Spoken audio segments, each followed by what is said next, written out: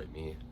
It is middle of June, and I'm home for like a day and a half, and I've just finished reading Harper Lee's Go to Set a Watchman. There's like an initial kind of like ethical, moral decision that I had to make when even getting this book in the first place, because this is a book that was not intended to be published, right? So as the story goes, Go Set a Watchman was the initial idea for To Kill a Mockingbird by Harper Lee, and a manuscript of it existed in a vault somewhere.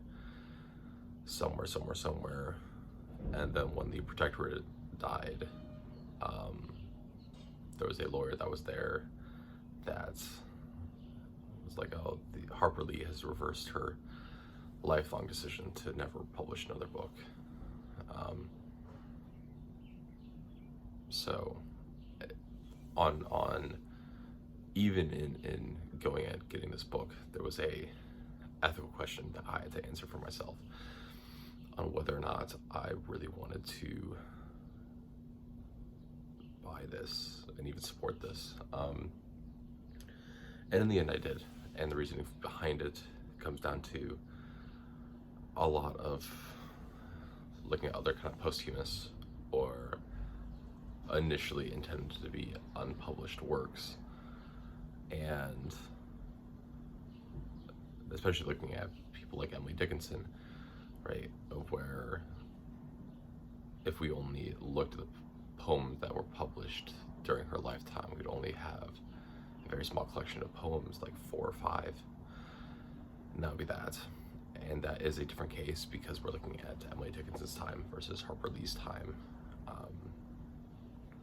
And so that's not a perfect one-to-one example, but eventually that was kind of the decision that I was like, okay, morally, I feel comfortable at least going and getting this secondhand and reading it and whatnot.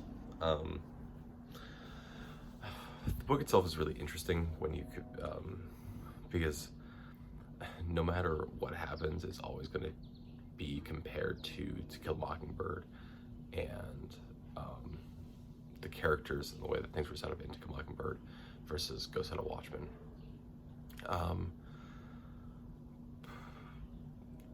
What's really interesting, I think, just on a surface level, is that To Kill a Mockingbird is much more hopeful, I think, of a South that can eventually move away from segregation and racism and things like that, versus Go Set a Watchman, which is generally has a much more negative view of it, a much more negative view of the South. Is never really going to be able to fully come across that, right? And even the characters that we thought were good, characters like Atticus Finch, right? The way that they're portrayed between the two books is similar, but also we get a lot more of an adult conversation from Atticus in Go Set a Watchman, which then makes Atticus no longer this great figure that I had mentioned in To Kill a Mockingbird, right?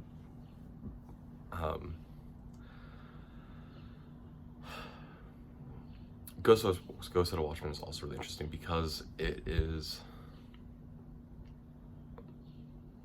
being written in a contemporary time period for Harper Lee at that point. It would have been written in the 1950s. It's placed in the 1950s. And we have Scout. We have Jean Louise Finch, Scout, who is like just lives in this such a weird little nook of the world, because she's grown up in the American South during the Depression, and then during the war, then goes goes to school in New York for college, and then comes back to visit, and sees that the entire world has changed, right? And it's not because the world has actually changed, but it's because she, as an adult now, is coming back and seeing the world as it always has been for her. It's just that she has now changed, right? And certainly this happens a lot, right? Of where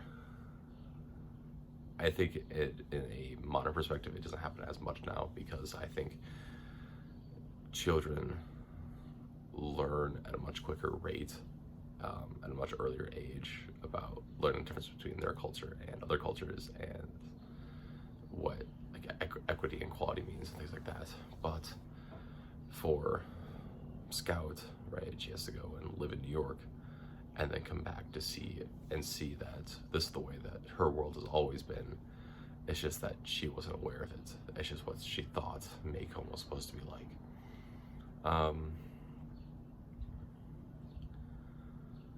Yeah.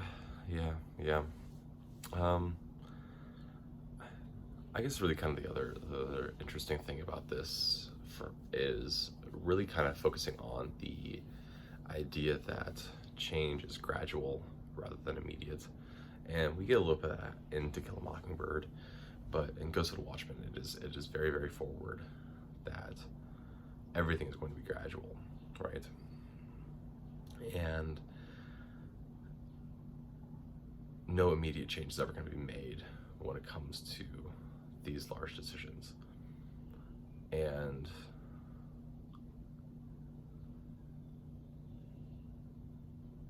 as much as it is said that people may want to be different, be open, the likelihood that people actually are and are willing to be different is never, right?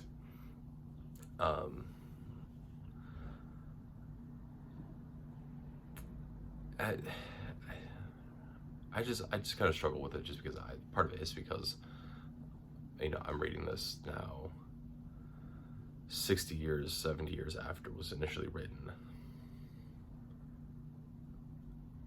and therefore the way that I think is coming from a 21st century old Gen Z, young millennial line of thinking, right? And part of that comes with just the idea that, like, if someone hates a group of people because of something that they cannot change, whether that be race or sexuality, ethnicity, and things like that, I should not be forced to give that person a voice at the table, right? If someone is actively racist, I should not be forced to allow them to speak and even share those ideas with other people, right? But kind of what kind of gets argued for by both Atticus and then Uncle Jack, who is the doctor,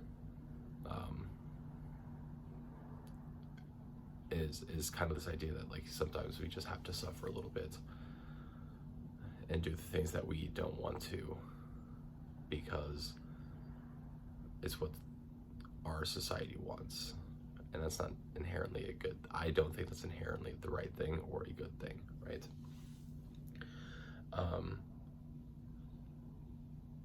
Because I am more on the belief of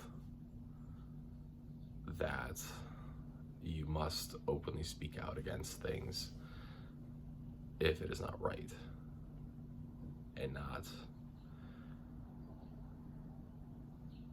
acquaintance yourself with wrongdoings and inequity and inequality simply because it's what your culture wants. That's not a good thing, right? I personally believe that you should always be willing to take the fall and take a hit, right? But certainly that is very much the 21st century person in me kind of speaking out on that.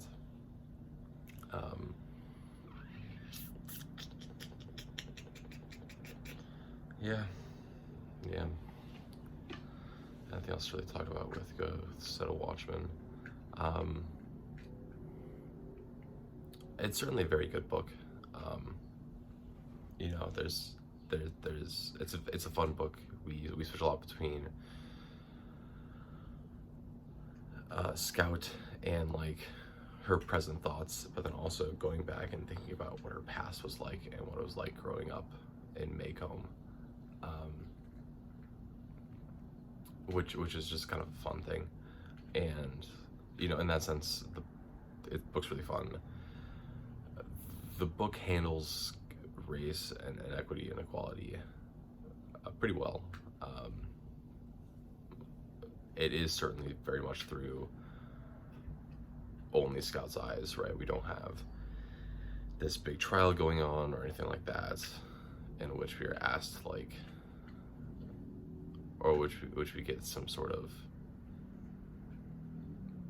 really conclusive ending. We just get kind of this, well, Scout no longer idolizes her father, and therefore is also willing to take care of her father now, because he is no longer this god to her. But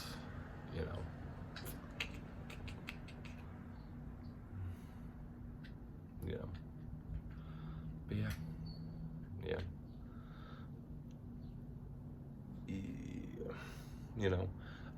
I guess to touch on this, because like reading through this, you get a lot of the same arguments that are being used today as to why racism is acceptable or why segregation is acceptable, and they're still using the same arguments 70 years later, which tells me, and really should tell everyone, that like there really isn't a reason for why segregation or why racism should exist, because the arguments are very much based around the idea that, well, because that they are uneducated, because people of color are uneducated, or people who are not born in the country are uneducated, therefore they have to be separated and treated as lower, because to give them full citizenship would be irresponsible towards the country. And that's not true. That's horrible. That's certainly not true. Because yes, if we look at, in a very general sense, yes, schools that have higher people of color in them tend to get lower standardized grades. But that's not because of race, that's because of socioeconomics. That's because people who are poor are much more likely to score lower. And white affluence is still a huge issue, right? It's not because the all-white schools are actually better, or the majority white schools are actually better. It's because they're more wealthy, and therefore they can do things with that money that would help them afford a better education, or more education, more opportunities for education, right?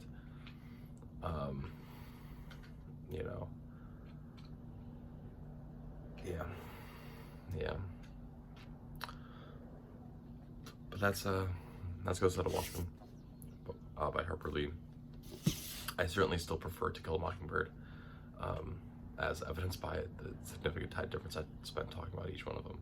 I definitely prefer To Kill a Mockingbird, just because I think in the end, right, we get this more hopeful kind of idealization of what a changing South could be, versus Ghost Out of Watchmen, which I think is very much this is going to be a grind, this is going to be very slow, this is going to be horrendous, and people who want equality and equity are going to have to sacrifice a lot of their beliefs in order to make it work in the South, which is not a very hopeful, optimistic view of the South or of America, right? But yeah, that is Go Set a Watchman.